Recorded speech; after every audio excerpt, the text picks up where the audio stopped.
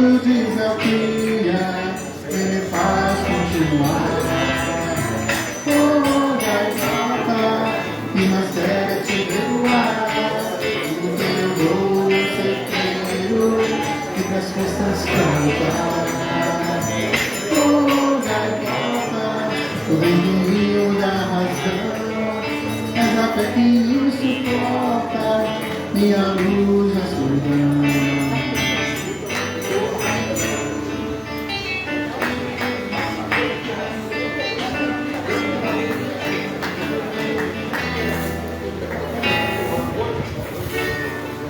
Palmas para a nossa equipe de música.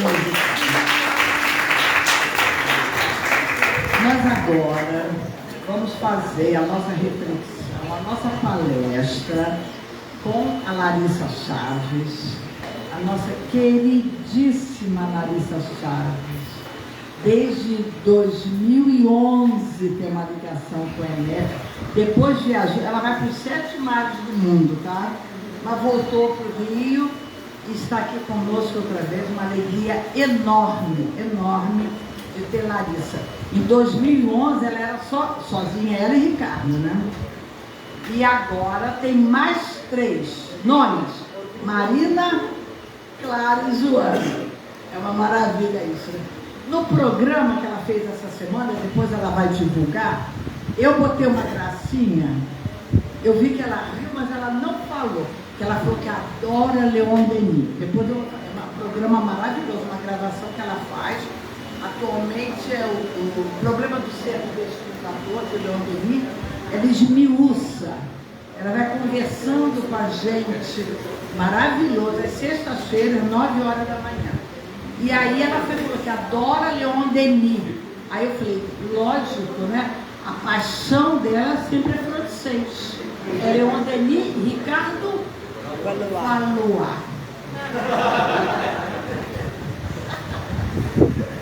Você viu, não viu? Eu vi o vizinho dela, eu falei, ela viu que eu escrevi, não falou nada. Mas é uma alegria enorme mesmo ter Larissa aqui, com o conhecimento dela, com a inspiração, falei certo. A intuição e inspiração, até explicação sobre isso, quem quiser vai ver o programa dela. Uma coisa mesmo que ela traz para a gente, acrescenta demais para as nossas vidas. A Larissa é psicóloga, palestrante espírita, está vindo esse mês lá do CEL, né? Congresso Espírita de Uberlândia, um dos melhores do Brasil, está sendo convidada para o Brasil inteiro. E a gente tem uma satisfação enorme dela atender ao nosso convite aqui. Como eu já falei, a esposa do Ricardo, que além de psicóloga e palestrante, ela é esposa, mãe e uma grande amiga. Seja bem-vinda, Larissa.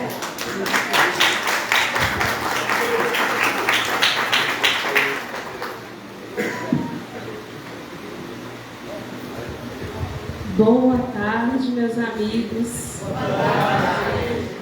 Que bom que a gente teve essa pequena pausa, né? Se a gente emendasse a chance de dar aquele soninho, nesse calorzinho.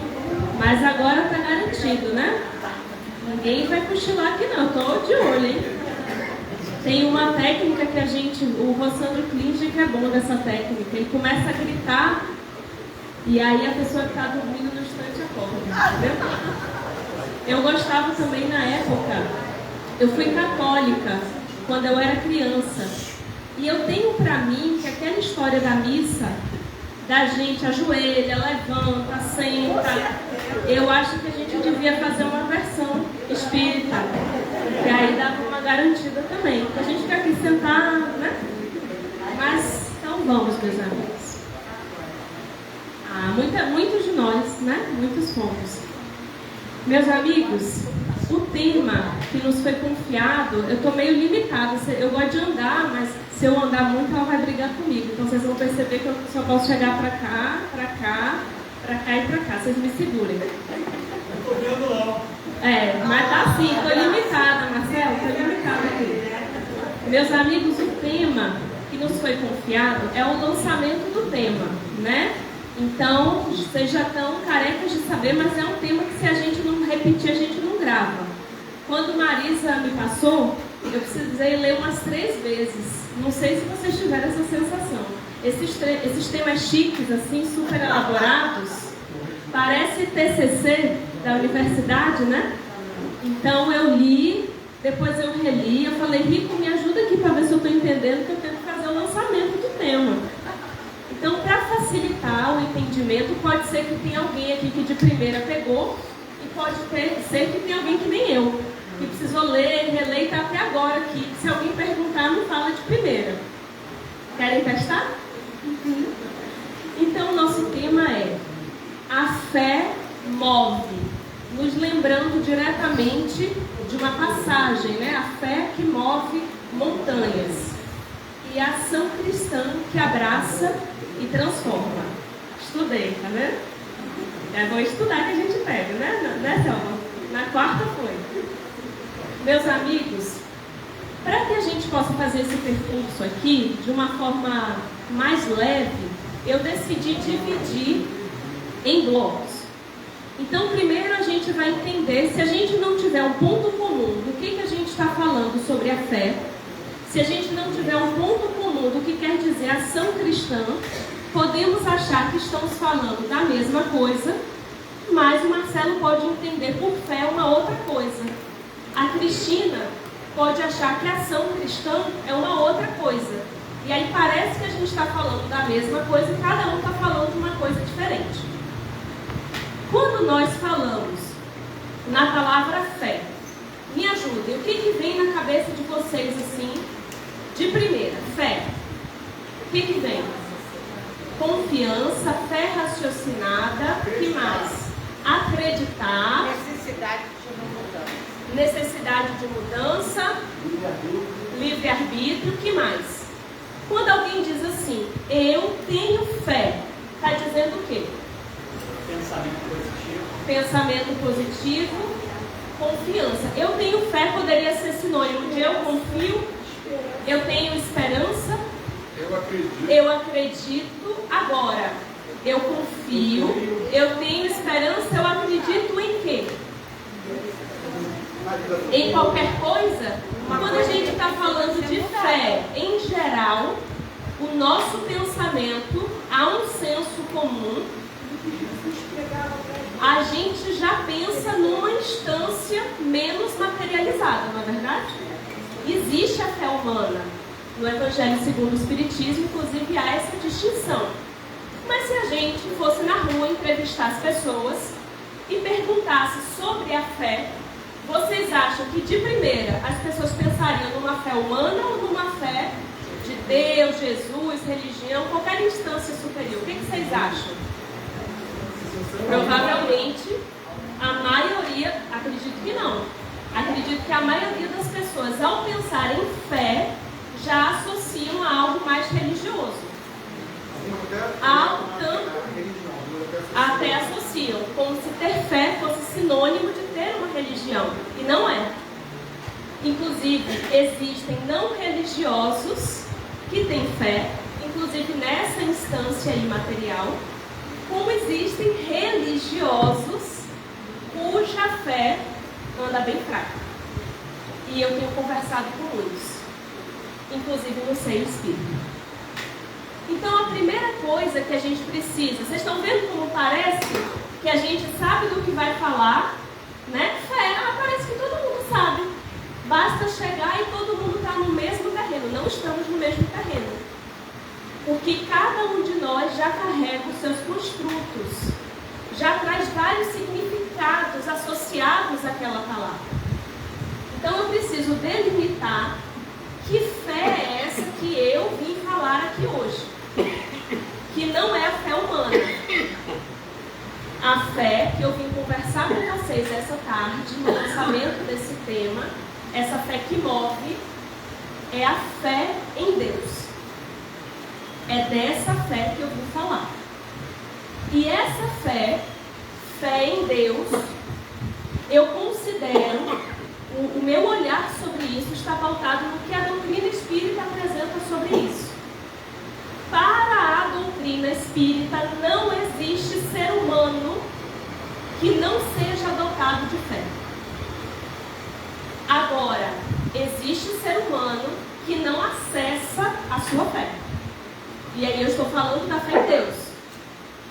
Não estou falando dessa fé. Eu vou conseguir realizar alguma coisa que é a fé humana. Tem muita gente bem materialista, com nenhuma concepção de algo superior e que vai, que faz, que realiza, às vezes até mais que a gente, tá? E bota tudo na conta de Deus. Acha que, Deus vai me dar, Deus vai fazer, e não vai que não faz nada. E Deus fala, vai meu filho, estou te dando aqui as ferramentas. Deus te deu esse caminhão. Exatamente. Mas essa fé que a gente veio falar aqui, desde que nós fomos criados, é como se existisse um chip em cada criatura humana que faz com que essa criatura humana busque essa instância superior criadora que nós chamamos de Deus. Quem aqui já teve um girassol? Quem já teve um girassol em casa? Levanta assim. O que muitas plantas fazem, na verdade todas as plantas fazem, algumas mais intensamente por terem mais necessidade de sol, mas o girassol faz de uma forma mais explícita, né? O que o girassol faz? Quem sabe me dizer? Ele se vira para o sol. Ele busca a luz do sol. Existe um texto de Joana de Ângeles falando sobre a fé, em que ela está exatamente apresentando essa ideia de que não existe ninguém que não seja dotado de fé. E ela vai nos comparar ao girassol. E ela vai dizer que existe o deutropismo.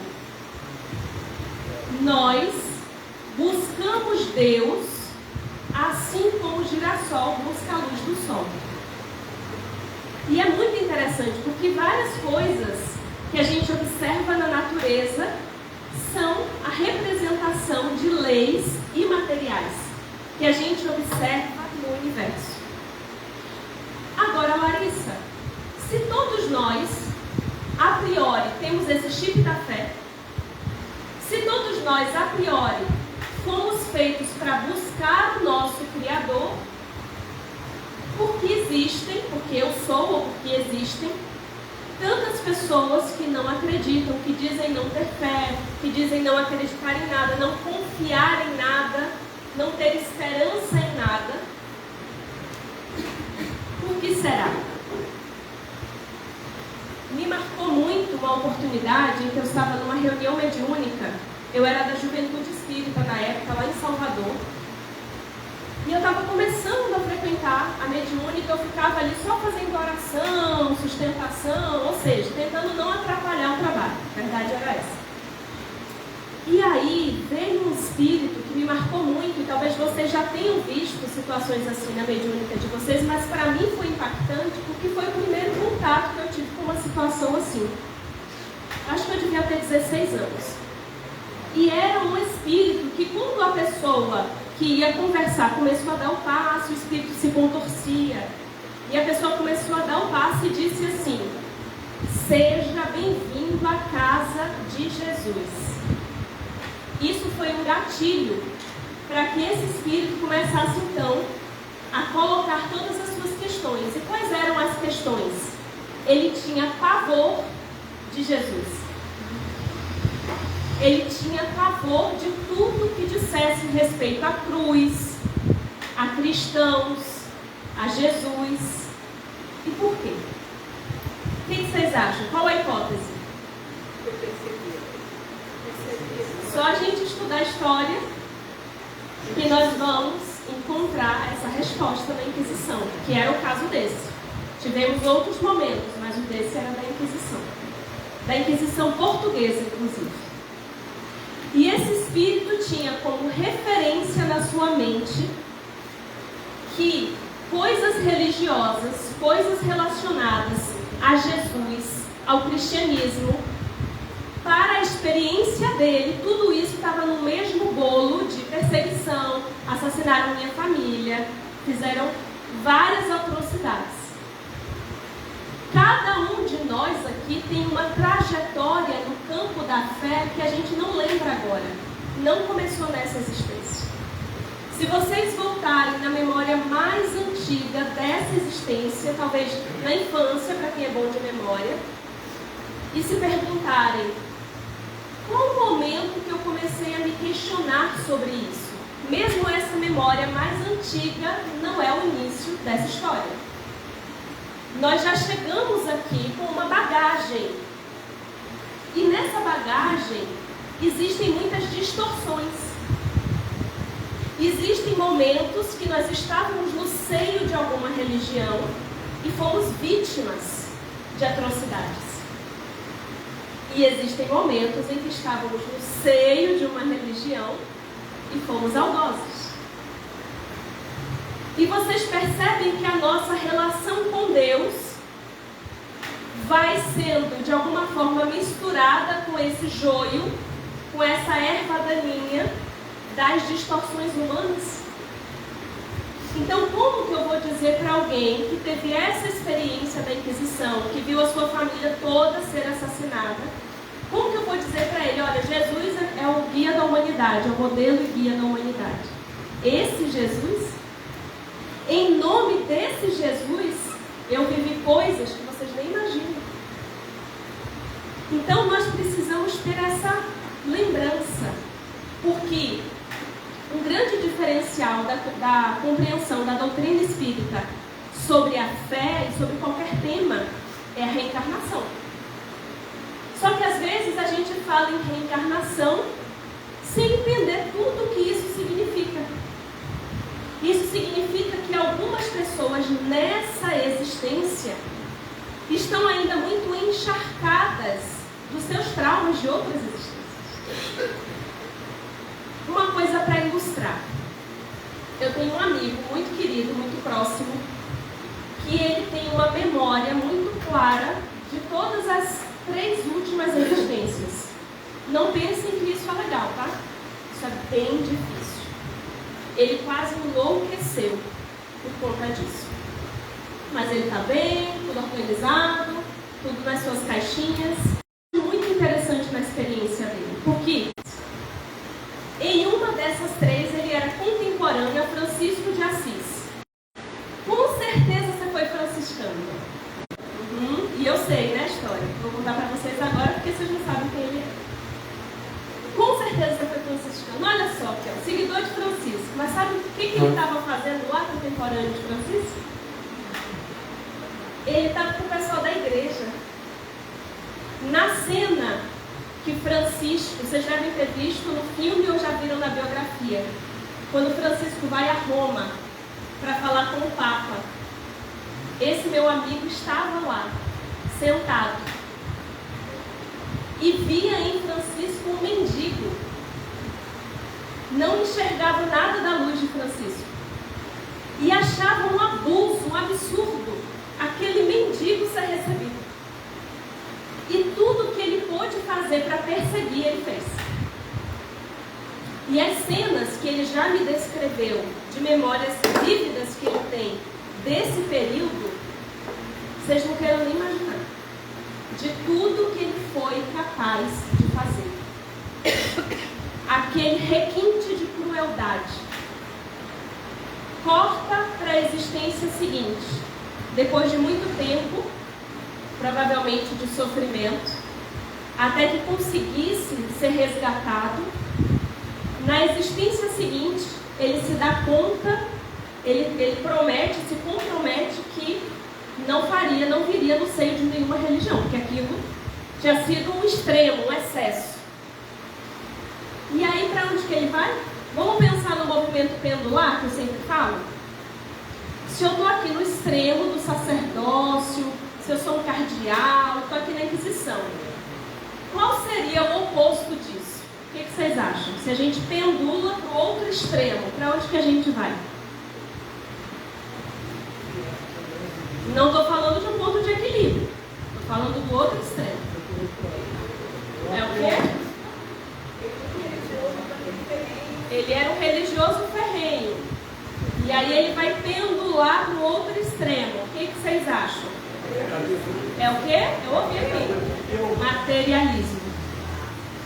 E aí ele vai nascer na Europa, no seio acadêmico, e vai matar Deus. Contemporâneo aos filósofos mais nihilistas e pessimistas. E ele disse que, inclusive, uma vez achou o nome dele. Só que ele não ficou famoso, porque não teve assim, uma seita, né, um grupo que gostasse dele. Então ele foi qualquer um da época dele, mas que está lá registrado o nome dele. E, inclusive, ele tinha uma certa inveja, porque ele havia experimentado o poder aqui. Então, ele buscava as mesmas coisas, mas pendulando para o outro lado. E agora, contradizendo tudo que ele afirmava nessa última existência. Deus não existe, esse pessoal que acredita que está sendo tudo enganado. E ele falava de um lugar de saber. Ele falava de um lugar de quem está revelando os bastidores que ele conhecia. Porque foram as coisas que ele viveu. Foram as coisas que ele fez. E aí olha que interessante, imagina que quando ele encontrava pessoas muito religiosas ou sacerdotes, ele se sentia muito superior a todas essas pessoas. Porque ele era mais inteligente, porque ele entendia mais, porque ele sabia mais. Vocês percebem como a gente transita? O que acontece com a nossa fé e com a nossa relação com Deus a partir das experiências que nós temos? E aqui ele vai se encharcar do materialismo, sem nenhum tipo de relação com o sagrado, o transcendente ou religioso. Vamos para uma terceira, que é a última que ele lembra, a mais próxima de agora.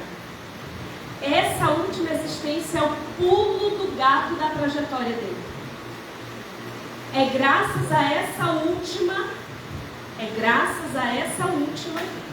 que hoje ele está bem melhor. Ele é meu amigo, né, gente? Senão não é ser amiga dele, mas vocês viram o currículo, né? Vocês perceberam o currículo. Mas olha que interessante, aqui ele experimentou poder, né? Muito poder. Aqui ele era um intelectual. Tentou ter poder, mas não tinha um carisma, né? Para ter poder tem que ter um magnetismo também, não rolou. Olha que interessante qual é a existência dele que vai salvar ele. Ele vai nascer numa cidade do interior do Rio de Janeiro. Não posso falar o nome. Então vocês pesquisam, tem Google hoje, vocês juntam aqui, ó, ChatGPT. Não posso. Ele vai nascer numa cidade do interior do Rio de Janeiro. Sabe qual vai ser a vida dele? Viveu bastante, 8 décadas. Absolutamente apagado. Um lavrador, cuja vida foi acordar cedo, cuidar da roça, plantar. Quando o sol baixava, se recolhia, tinha os filhos, tinha a esposa, e isso se repetiu por 80 anos. Fim.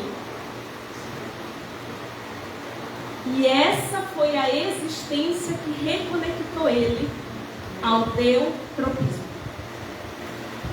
Arando a terra, na vida simples de lavrador, ele conseguiu um intervalo, um respiro, uma oxigenação, porque ele estava encharcado demais da Europa e de tudo que ele mesmo havia feito lá, de um extremo ao outro. E aí ele chega a essa existência, inclusive é como se ele fosse o bisneto, quando ele reencarna nessa mesma família, nessa mesma cidade, como bisneto dele mesmo. Vai nascer de novo numa vida simples e vai ter um início de vida muito simples, para que ficasse impregnado dessa última existência, para que ficasse muito vivo dessa simplicidade. Mas vai ter agora a possibilidade de estudar, de reavivar a intelectualidade, o raciocínio que já eram potências desenvolvidas nele, mas que agora ele poderia canalizar para o bem. já não mais tão encharcado do que ele tinha antes. E aí esse amigo estava na minha casa há algumas semanas. Nós fizemos uma reunião e veio uma mensagem espiritual. E quando ele leu essa mensagem espiritual, o espírito era o Dr. March, que foi um médico. Tem uma rua lá em Niterói chamada Dr. March, não sei se aqui no Rio tem também. Ele foi um médico, homeopata, uma história parecida com a de Dr. Bezerra. Dizem que o jaleco do Dr. March era todo furado, porque nem trocar o jaleco ele não trocava, porque o dinheiro todo ia para ajudar os pacientes a comprarem medicação. E nessa mensagem, o que o Dr. March disse para esse amigo, para mim, para todos que estavam ali, me lembrou o tema do Enef.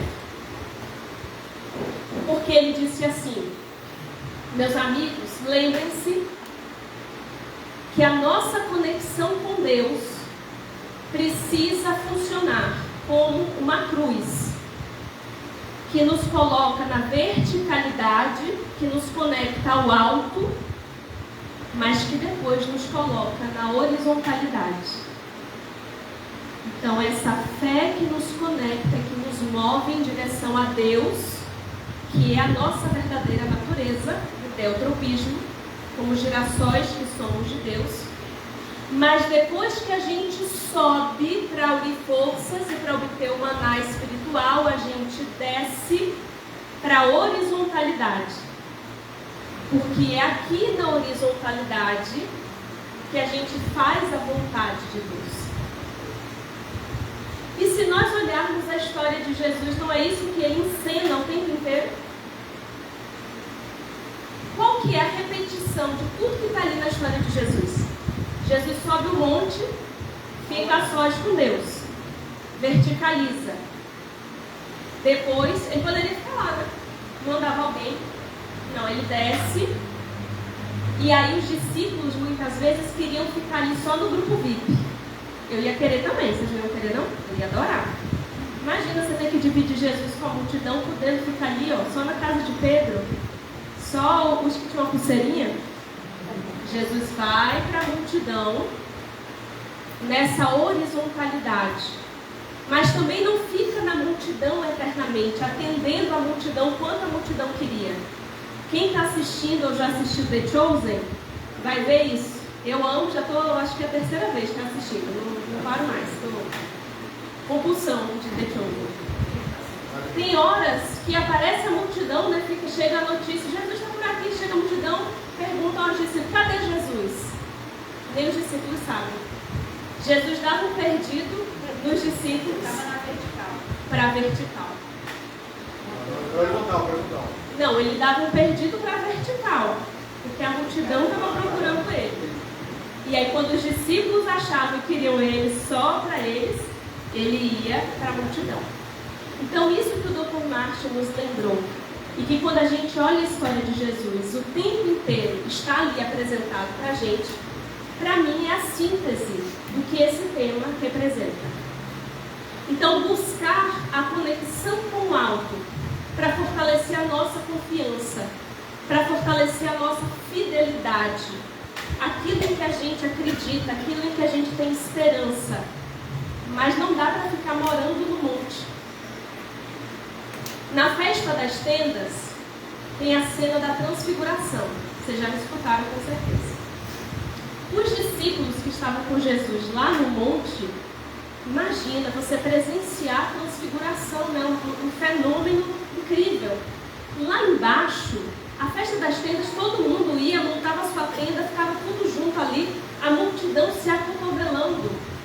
E os discípulos ali no monte, só eles, Jesus, Elias, olha que coisa maravilhosa. Então eles sugerem, mestre, vamos ficar por aqui? Vamos ficar por aqui, né? A gente monta aqui, ó, a tenda. Vamos ficar aqui, tá ótimo. Mas o que Jesus faz? Vamos descer. E quando Jesus desce, assim que Jesus desce, quem sabe dizer quem que eles encontram? Valendo um milho bem grande. Um pai que tinha um filho, visto à época como um lunático, seria um louco para aquela época. E esse pai, assim que vê Jesus, vai se queixar com Jesus. Vai entregar os discípulos. E vai dizer, o meu filho é um lunático, horas ele cai aqui, ele cai ali, né? Não está dando conta de si. Está fora da realidade. E eu já levei para os seus discípulos e eles não puderam curá-lo. Por isso que eu trouxe para você. E aí vem uma lição que é sobre a fé. Porque Jesus vai curar. Joana de Ângeles tem um capítulo que ela fala os bastidores, é um processo de desobsessão. Jesus vai conversar diretamente com o espírito obsessor. Era um processo de subjugação. Então quem estava olhando não viu os bastidores, o que estava acontecendo. E Jesus psiquicamente fazendo ali o processo de desobsessão pela autoridade moral dele. Porque o processo de subjugação não é simples, de separar um do outro. E o fato é que os discípulos não viram os bastidores. E na hora que sai o lunático curado com seu pai, os discípulos perguntam para Jesus, mas por que a gente não conseguiu fazer isso? Porque eles devem ter tentado. Deve ter expulsado, gritado. Mas não funcionou. E quando eles perguntam, o que Jesus responde? Homens de pouca fé. E diz que para aquele tipo de cura seria preciso duas coisas: jejum e oração. Jejum moral. Jejum e oração. Então vocês estão entendendo que o tempo inteiro essa cruz que a gente falou e que o Dr. Martin lembrou está presente? A gente verticaliza com o objetivo de descer. A gente não verticaliza para ficar lá, sozinho com Deus. Um segundo exemplo, porque depois eu ainda quero contar uma história rápida para vocês. Quem aqui já leu os livros da série de André Luiz? Há um deles, salvo engano, No Mundo Maior. Se não for No Mundo Maior, quem já leu me corrija e diz qual é. Se eu não me engano, é esse. André Luiz sempre muito empolgado, né? Estagiário, querendo participar de tudo, aprender tudo. Eu acho tão interessante que quando você vai do primeiro ao último, quando você começa em Nosso Lar e termina em Sexo e Destino, você percebe o amadurecimento de André Luiz.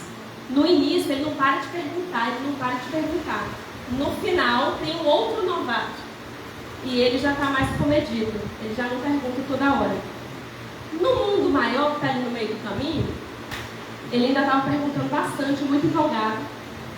E aí tem uma hora que eles vão para uma região do umbral e um espírito que estava com eles diz: André Luiz, você pode ficar aqui. Aqui já está bom. E ele empolgado, querendo ir, fazer o circuito completo. E sabe por que ele não podia ir? Vai ser explicado para ele. Porque se você for, André Luiz, pode ser que você não volte. Porque os espíritos que mais subiram são os que têm condições de mais descer. Quem pouco subiu, pouco consegue descer. Porque se descer muito, não volta. Tem pessoas que falam assim, contam, né, que Chico, isso está presente também na história do Divaldo, ia para bordéis e fazia, está no filme também, ele rezava o Pai Nosso. A pergunta é, quantos têm condições de fazer a mesma coisa, entrar e sair? É a mesma história de André Luiz. O carnaval. Muitos vão defender. E eu não tenho nada contra quem está no carnaval. Cada um sabe de si. Ah, mas você pode estar lá com a sua mente, vibrando positivo. A minha pergunta é, você consegue? Então vá. Vá com Deus. Mas vá mesmo. Porque eu, Larissa, respondendo por mim, ainda dependo muito do contexto para elevar minha vibração um pouquinho. E também dependo do contexto para cair de vez. para elevar ao trabalho. Eu estava lá no céu, um evento maravilhoso. Imagina, 2.000 pessoas cantando juntas, 100 jovens no palco cantando, vibrando, felizes de estar ali. A vibração vai lá no alto. Então você está ali, você começa a fazer, parece que é fim de ano, você começa a fazer promessa.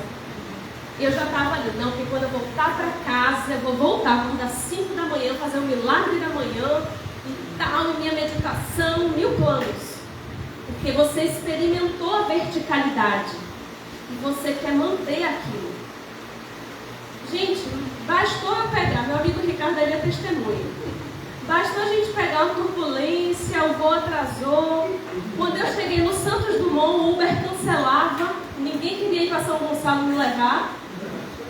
Eu já tinha esquecido os planos todos, não tinha nem chegado em casa ainda. Quando eu fui dormir, veio aqui, ó, e o milagre da manhã, para botar o despertador, Senhor, eu falei, fica para outra época o milagre, não tem milagre mais nenhum. Então, para a gente subir e manter, dá muito trabalho. Mas para a gente descer um pouquinho mais do que o nosso, é assim, ó. Sabe por quê? Porque a gente conhece. Esse para cima a gente não é familiarizado. Esse é um, né? Mas o para trás é de onde nós viemos. Aí eu vou contar uma aqui do meu esposo. Vocês depois não digam que eu contei. Vou contar. Meu esposo é visto como alguém muito calmo, né, Marisa? Muito calmo, todo mundo conhece ele. Fernando José já trabalhou com ele. Calmo, né, Fernando? Até a página 2, como eu e vocês.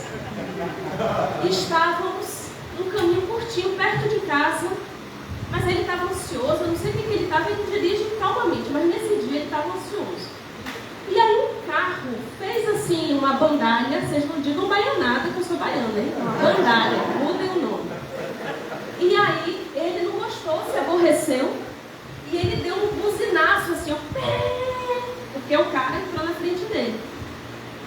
Depois de alguns milissegundos, ele achou que o carro era parecido com o do nosso vizinho. E aí ele, desesperado, falou, será que é o carro de fulano? Aí eu que gosto de botar lenha na fogueira, falei, acho que é. Eu nem reconheço o carro, mas eu falei, eu acho que deve ser. E aí quando chegou mais à frente, tinha um sinal, o carro parou e nós tivemos que parar do lado. E ele aqui, olha aí para ver se é. Eu falei, eu não vou olhar. A gente ficou sem saber até hoje, tá? Se é. Porque eu não olhei, ele não olhou. E depois ele em casa já me chamou para olhar o carro dizendo, você acha que era aquele ali? E eu falei, não sei, eu não sei. O vizinho tá normal, talvez não fosse. Mas por que eu estou dizendo isso para vocês? Porque é muito fácil a gente fazer isso aqui, ó. E muito difícil fazer isso daqui. Por isso que essa verticalidade precisa ser como se fosse um treino diário. Algo que todo dia a gente treina a fazer um pouquinho. Eu e vocês que estamos aqui, a não ser que tenha algum missionário escondido, a gente não vai dar conta. Se tiver um missionário, deve estar lá na cozinha, né? Missionário não fica no estudo, vai fazer outra coisa. A gente não consegue manter. Então a gente precisa, como se fosse uma dose homeopática, criar momentos de verticalidade. A nossa fé, essa fagulha, ela não vai se manter como uma labareda o dia todo, toda hora. Isso não é característico do nosso momento evolutivo. Então nós precisamos criar momentos em que a gente alimenta essa fagulhinha que nós carregamos. Momentos de oração, momentos de meditação, momentos de silêncio. Meus amigos, momentos de silêncio. Nós falamos demais. Todos nós. Aqui no Ocidente, nós temos uma cultura de preencher o silêncio. O tempo inteiro, a gente acha que tem que estar falando alguma coisa. Quando a gente poderia só observar. Tem um filme que eu queria até deixar indicado para vocês sobre isso, chamado Dias Perfeitos. Alguém que já assistiu? Dias Perfeitos, você gostou? Bom. Muito bom filme. Tem tudo a ver com isso. Fica a tarefa de casa do ENEF, assistam Dias Perfeitos.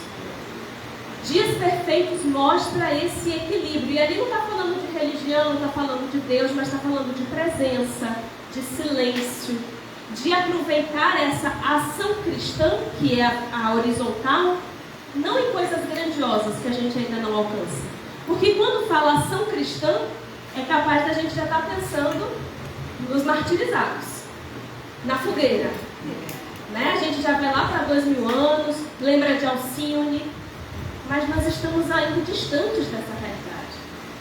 A ação cristã, descer da verticalidade para a horizontalidade dessa ação cristã que abraça e transforma, na nossa realidade, é muito mais simples. Às vezes é não dar o buzinaço. É aprender a respirar. Talvez se meu esposo tivesse feito uma oraçãozinha ali, uma pequena verticalização ali antes de sair de casa, aumentasse a capacidade na hora da horizontal de conter o braço, ao invés de buzinar. E nós temos vivido momentos, nós estamos numa sociedade, vocês estão vendo o que acontece, talvez mais do que eu, porque eu tento ver pouco, senão eu fico legal. Nós estamos vendo pessoas perdendo a vida por tão pouco. E você sabe o que é interessante? A gente olha e acha que está distante. Acha que nunca faria, que o outro que é desequilibrado, que o outro que surtou. Só que nenhum de nós se conhece o suficiente para dizer que nunca faria. Porque nós nos conhecemos num contexto. Mas e quando esse nosso contexto muda? Quando os limites que nós conhecemos são ultrapassados? Quando a vida requer de nós um testemunho que talvez a gente não se sinta preparado a dar? Quem sou eu nesse contexto? Vocês conseguem me imaginar no ônibus, batendo boca, com o trocador e com o motorista? Vocês conseguem imaginar? Marisa, que me conhece desde 2011. Depois de tantas limonadas, Marisa. Você consegue imaginar? Mas eu já fiz isso. Juro. Revelação. E agora está gravado. Eu fiz isso, inclusive, nessa época aí, viu? Eu acho que é 2012. Qual que foi o contexto? Uma das palestras sexta-feira, acho que você já contou. Marcelo já está sabendo. Marisa faltou esse dia. Ó. Tá vendo como a gente descobre? Tá vendo aí, Marcelo? Eu estava em Niterói com minha avó, minha madrinha, que são idosas. Foi isso mesmo, Marcelo? Foi. Se eu contar errado, você me fala. E a gente ia pegar um ônibus lá em São Francisco, que passou o ônibus para o aeroporto, lá para o Galeão. Eu, minha mãe, minha avó e minha madrinha. Com um monte de mala. Eu ali, a jovem responsável pelas idosas. E com medo de perder o ônibus, porque esse ônibus passa de 1 em 1 hora. Quando o bendito ônibus veio, o que ele fez?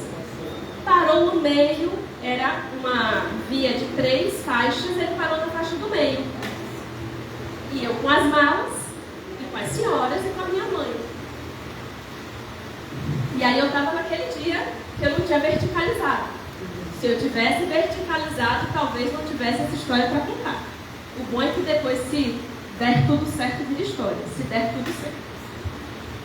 Eu fui colocando as malas e colocando as senhoras e minha mãe, tudo no desespero danado, e carro passando aqui, né? Porque ele parou no meio, carro passando. E aí minha avó, na época devia dar quase 80 anos, tinha lá a identidade, sei lá o que, para mostrar, para não pagar e tal. E ela entrou pela frente, porque em Salvador é de um lado, aqui é de outro lado, eu não me lembro, mas tinha um negócio diferente. Minha avó fez como ela fazia em Salvador. E eu subi com minha avó para poder pagar lá de todo mundo e tal. Aí o trocador virou para mim e falou assim: olha, essa senhora aí entrou errada, ela vai ter que descer para ir pelo outro lado. E eu falei: ela não vai descer não. Eu aqui, né? Arrumei meu muque. Falei: ela não vai descer não. E aí começou o trocador e o motorista a falarem que ela ia ter que descer, senão ele não ia, que não sei o que estava errado, bababá. Aí, meus amigos, eu literalmente rodei a baiana. Mas eu rodei a baiana, Marisa, de uma forma que minha madrinha saiu lá do fundo, eu lembro da cena, ela me segurando pelo ombro assim, já chega, Larissa. E eu rodei tanto a baiana que veio um homem que eu nunca vi na vida do fundo, tomou minhas dores, e eu parei de brigar e ele continuou. Não sei nem quem é. E aí eu voltei a mim, o anjo da guarda puxou a orelha, e quando eu vi aqueles 3 homens brigando, o ônibus parado, aqueles 3 homens brigando, eu falei, meu Deus, imagina se acontece uma tragédia aqui. E eu sou a responsável. Palestrante espírita, promove. Vocês entendem como é no pequeno? Que algo que pode interferir na nossa trajetória vem acontecer? É no descuido dessa vida muito automática que a gente acha que não faria, acha que é equilibrado, acha um monte de coisa, e quando aquilo vai no teste, se você fez sua tarefinha de casa, da verticalização, você tem mais chance de estar conectado numa vibração um pouquinho acima da sua, para captar aquele conselho que chega assim, ó, vai sentar, Cláudia, fica na sua, minha querida. Mas eu não escutei, por quê? Porque eu estava distraída. O orai e vigiai é porque a gente anda muito distraído. Agora, o que acontece quando a gente faz a tarefa de casa? Essa é a última etapa aqui da nossa fala. O tempo está voando. Vocês estão vendo essa camisa aqui, né? Quem conhece isso daqui? Fraternidade Sem Fronteiras. Vocês conhecem a história do Wagner Moura, que não é o que ganhou o Oscar, mas merece o Oscar? Vocês conhecem a história do fundador da Fraternidade Sem Fronteiras, que se chama Wagner Moura? Wagner nasceu em Campo Grande e morava lá, tinha a família dele, já era espírita, sempre envolvido com trabalho social, sempre muito, desde a juventude. Quando ele estava ainda sem filho, sem família, ele começou o trabalho de sopa e ia lá no SEASA e pegava legume barato. Então ele sempre muito envolvido com o trabalho social, a vida dele sempre envolvida com o trabalho social. Não, Campo Grande e Mato Grosso do Sul. Só que tinha uma angústia no coração dele que ele não sabia explicar. E ele tinha sonhos recorrentes com crianças africanas que gritavam para ele, Papa, Papa. E ele tinha esses sonhos, mas não sabia o que fazer com isso. Não sabia nem nada direito do continente africano, não tinha nem dinheiro, tinha nem roupa de ir, não tinha dinheiro para comprar passagem. Mas isso ficava acompanhando ele e a angústia.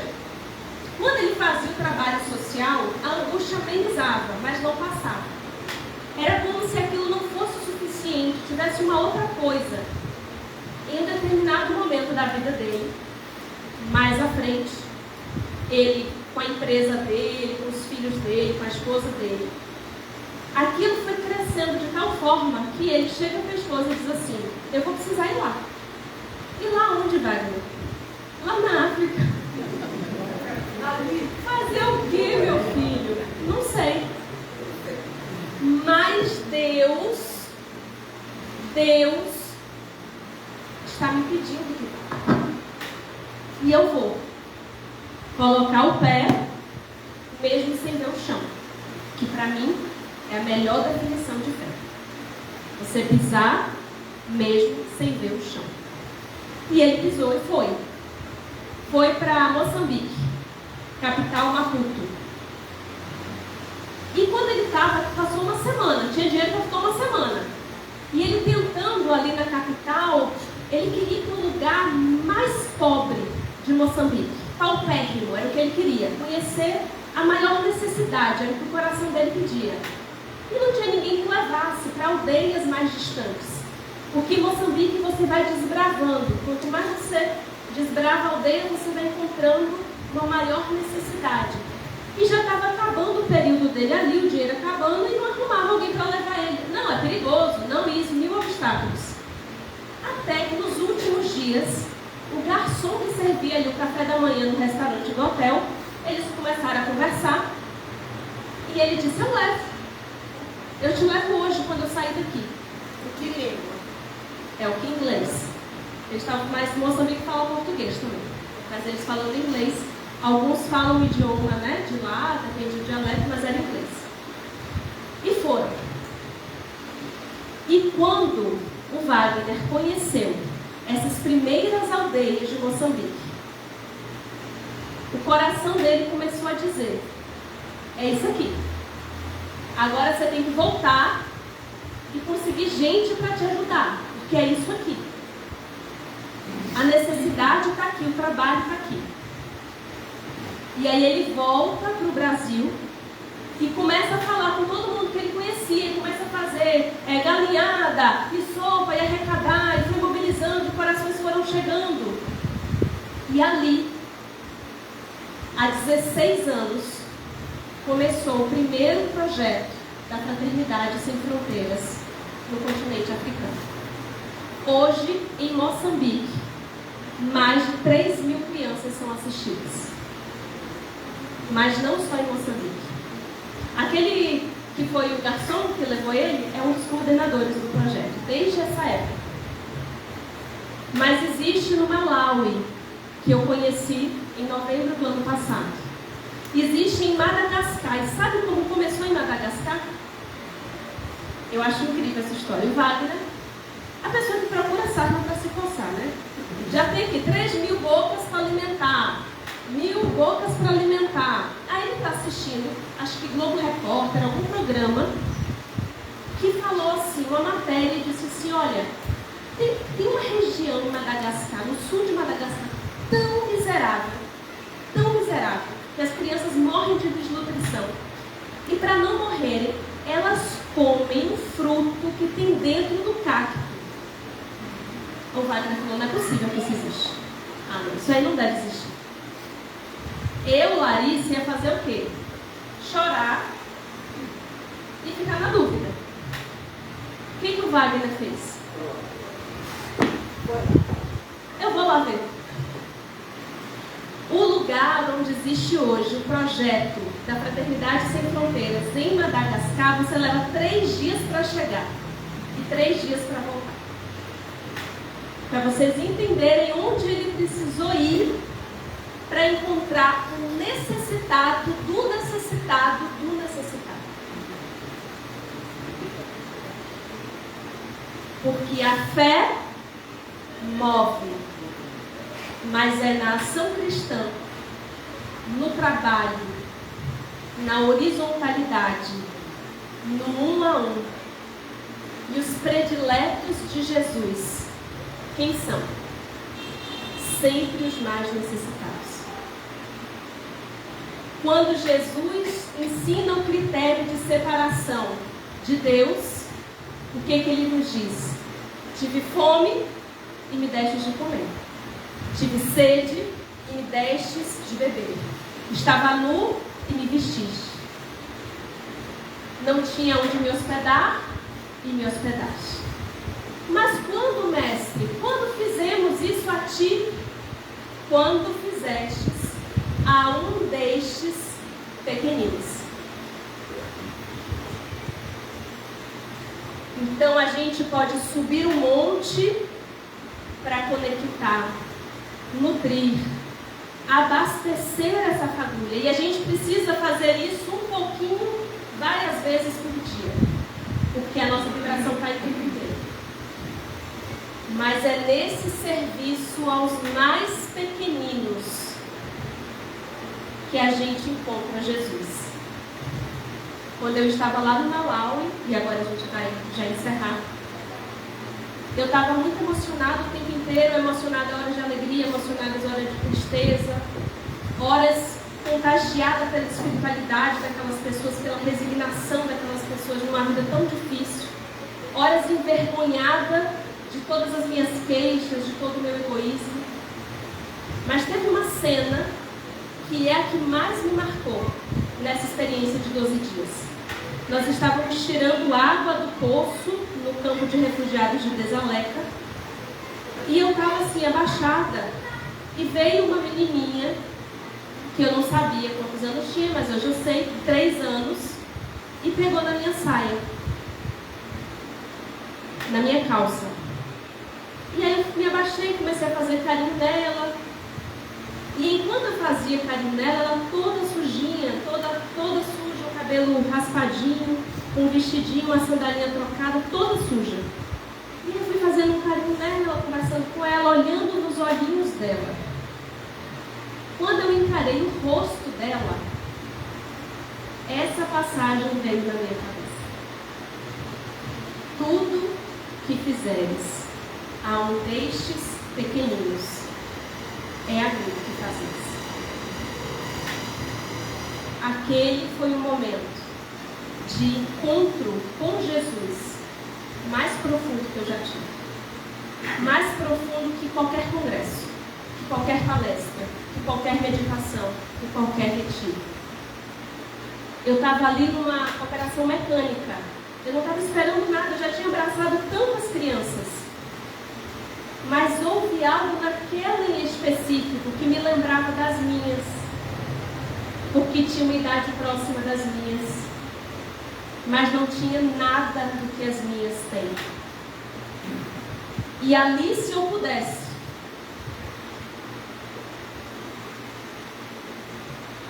eu levava ela. Mas eu não podia. Porque as crianças refugiadas em Desaleca não podem sequer ser adotadas.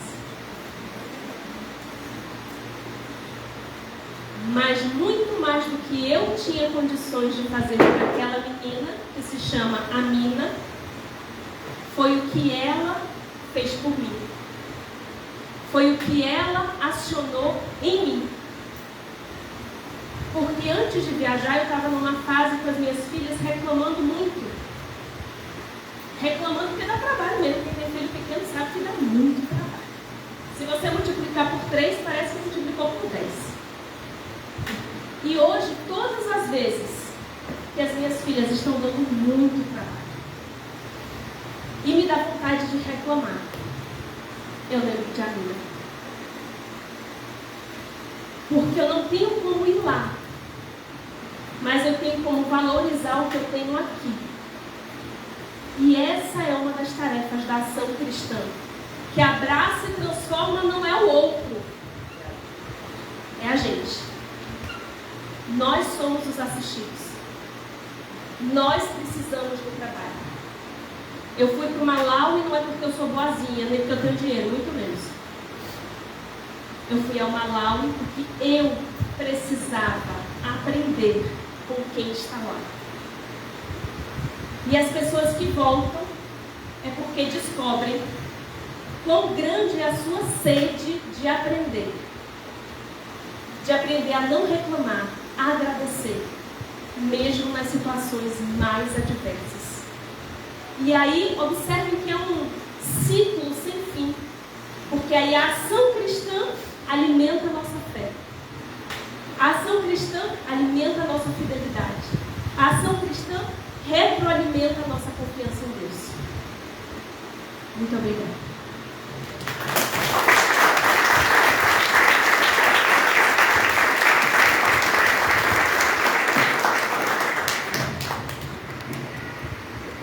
Eu vou aproveitar e pedir que Larissa mostre o livro dela. Ela é autora.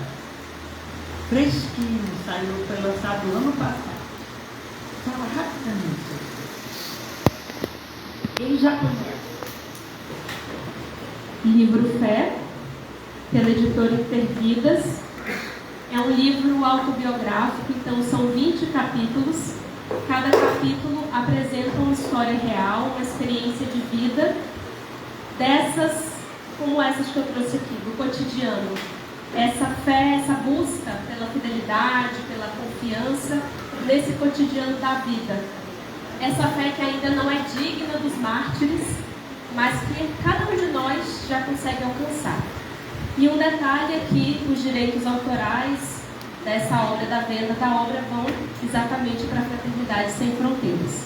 Ela custa R$ 69,00. Eu peguei emprestada a máquina do espiritismo.net do Jajá, porque eu não tenho para vender, mas ele que vai vender mesmo sem estar aqui. Então, quem quiser, tem Pix, débito, está aqui. Obrigada.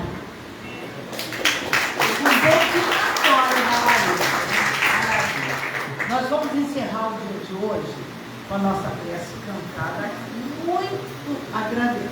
Foi comovente. Você mexeu, não foi verdade? Mexeu com a gente. E a gente agradece penhorosamente. Agradece a Deus por você estar aqui com a gente. Obrigada, Marisa. E vamos agradecer a todos que estão presentes, lembrando que amanhã, às 9 horas, nós iniciamos. Vamos fazer uma conversa sobre isso. Quem é que vai estar aqui às 9 horas? Quem é que vai tentar estar aqui às 9 horas? Vou contar uma história para vocês. Uma vez, a gente estava falando de tentar, aí um piloto de avião, aquele Boeing de 300 lugares, falou assim: na próxima vez que vocês viajarem comigo, quando estiver pousando no Galeão, eu vou falar assim: agora nós vamos tentar pousar no aeroporto Tom Jobim. É triste, né? Então vamos combinar uma coisa. Nós estaremos amanhã às 9 horas aqui. Que eu tentar, já tem uma dúvida, não é verdade? Vamos lá então. Amanhã às 9 horas, com muito carinho, com muita vontade de estarmos aqui juntos, nos abraçando, estudando, refletindo, tá bom? Vamos fazer a nossa prece encantada. A saída é por aqui. Aí desce a escadinha, porque lá atrás vai ter uma fila para... É lá, né, Luísa? É lá atrás, né? Ah, tá. A Simone já vai lá. E aí nós vamos estar juntos no lanche. Já comentei, pastel e suquinho, para a gente ir para casa mais feliz ainda. Que Jesus nos acompanhe, nos ampare e nos sustente. Vamos para a festa.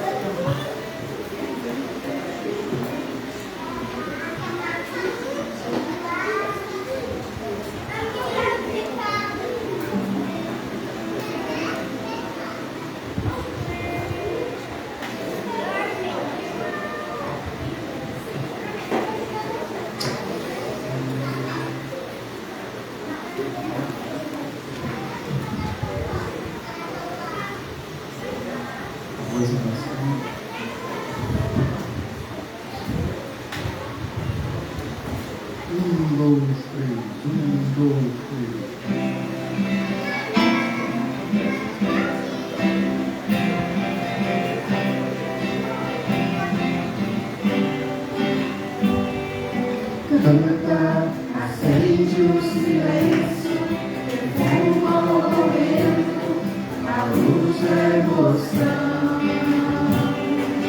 Canta, mergulha no tempo, de tudo que é dentro do teu coração. Tua voz pode ser o único livro que alguém pode ler. Servir de amigo para quem não tem mais o que esperar. Um novo sol a brilhar.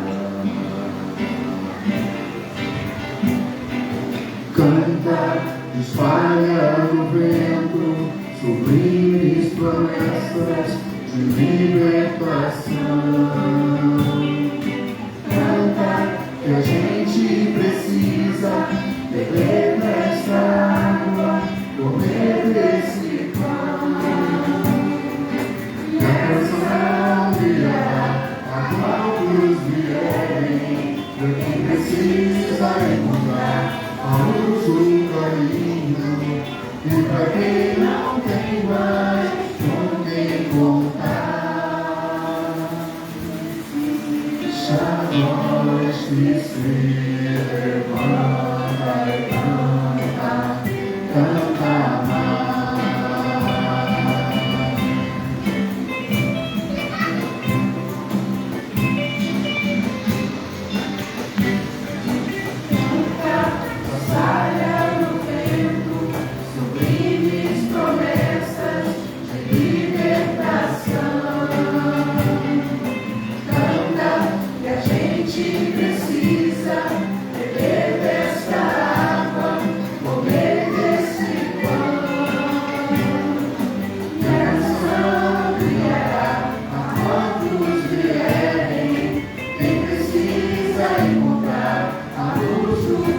Aleluia.